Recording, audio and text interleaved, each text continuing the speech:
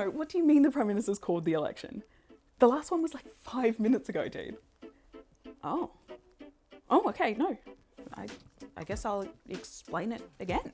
It's Voting 101 for 2025 with Matilda Boseley from The Guardian, Australia.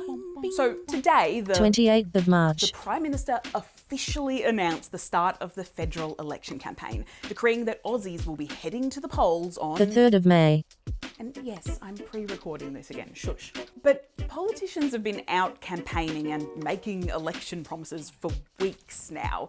Haven't we known about this election for ages? Well, kind of. The Australian Prime Minister serves for a maximum of 3 years, but they have the power to call a federal election pretty much any time within that window. So while we didn't exactly know when the vote would be, we did know it had to be on or before May 17th.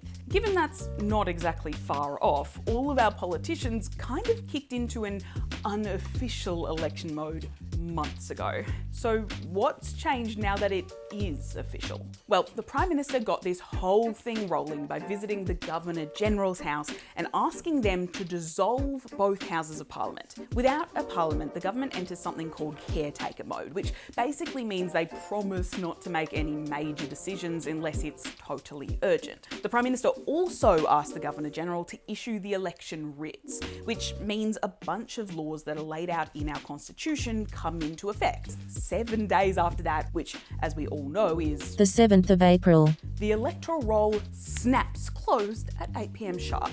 So you better open your laptops and get that done straight away.